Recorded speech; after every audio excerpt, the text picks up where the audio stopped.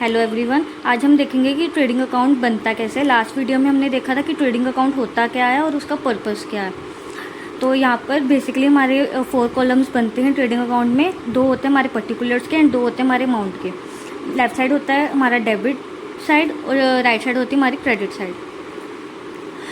जैसे कि हमने ट्रेडिंग अकाउंट के मीनिंग में देखा था कि ट्रेडिंग अकाउंट में हम वो चीज़ें डालते हैं जो कि बिज़नेस के प्रोडक्ट या सर्विस से डायरेक्टली रिलेटेड होती हैं, जैसे कि sales, purchases, opening inventory and closing inventory. तो सबसे पहले हमारी जो आइटम आती है वो है ओपनिंग इन्वेंट्री।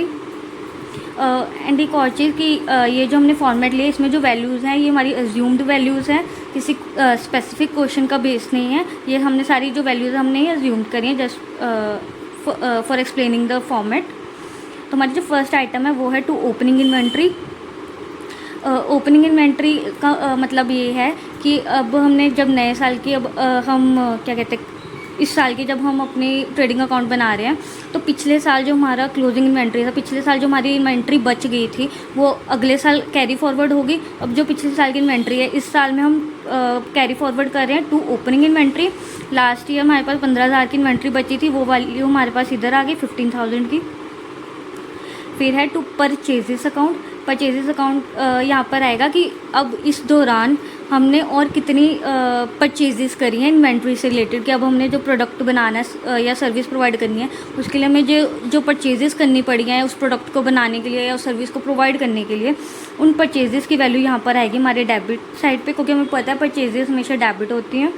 तो हमारे पास आ गया 1,50,000। फिर आ गया बाय सेल्स अकाउंट। अब ड्यूरिंग द ईयर हमारी सेल्स कितनी हुई है उस प्रोडक्ट की या उस सर्विस की, उसकी वैल्यू आ जाएगी हमारी 2 लाख, क्योंकि हमें ये इस साइड इसलिए आई है क्योंकि हमें पता है जो सेल्स होती है ये हमारे लिए रेवेन्यू जनरेट करती है, जो भी हमारी इनकम होती है वो क्रेडिट होती है, इसलिए ये क्रेडिट साइड पर आई है।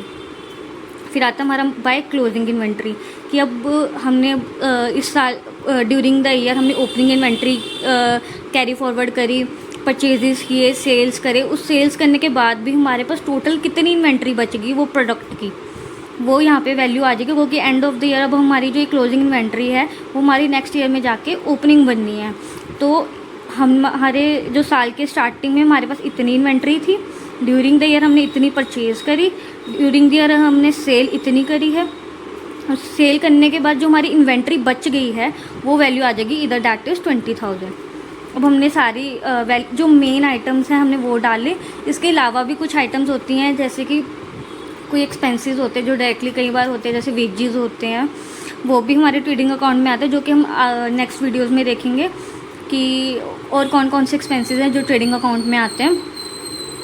फ़िलहाल के लिए जो मेन 4 आइटम्स होती हैं जो हर बार ट्रेडिंग अकाउंट में हम पोस्ट करते ही करते हैं वो ये हैं opening inventory, sales, purchases and closing inventory. अब हमने ये चारों वैल्यूज़ डाली, अब हमने देखना इसका बैलेंस, क्लोजिंग बैलेंस कहाँ पर आता है। अब क्लियरली जो हमारा टोटल है 2,20,000 का इधर ज़्यादा है, क्योंकि यहाँ पर हमारा 1,50,000 और 15,000 है, तो ये हमारा हो गया 1,65,000। तो ये बैलेंस इससे कम है, तो हमारा क्लोजिंग बैलेंस जो है यहाँ पर बचेगा। तो इसका टोटल था 2,20,000, यहाँ पर हमने सेम टोटल के बैलेंस निकाला हमारा 55,000। अब जो हमारी क्रेडिट साइड है वो हमारी डेबिट से बड़ी है, और हमें पता है जब भी हमारी क्रेडिट साइड डेबिट से बड़ी होती है तो जो बैलेंसिंग फिगर बचती है वो हमारा प्रॉफिट होता है। तो इसलिए यहाँ पे हमारी जो बैलेंसिंग फिगर थी वो आ गया 55,000, वो है हमारा gross profit carried to P&L account. अब ये जो हमारा 55,000 आया, जब हम इसके आगे P&L बनाएंगे तो इसकी जो फर्स्ट कैरी फॉरवर्ड करेंगे बैलेंस वो होएगा हमारा 55,000, P&L की क्रेडिट साइड में जाएगा बाय ग्रॉस प्रॉफिट। अब यही सपोज अगर ये साइड हमारी ज़्यादा होती और ये साइड हमारी कम होती तो यहाँ पर आ जाता हमारे क्रेडिट साइड पे closing balance by gross loss carried to P&L account. तो फिर जब यहाँ पे जो वैल्यू आती ग्रॉस लॉस की वो हमारे P&L में जाके डेबिट साइड में कैरी फॉरवर्ड होती। ये था एक बेसिक सा फॉर्मेट बताने के लिए कि ट्रेडिंग अकाउंट बनता कैसे है और इसमें कौन कौन सी चीज़ें हम पोस्ट करते हैं। That's all about the format of trading account. Thank you.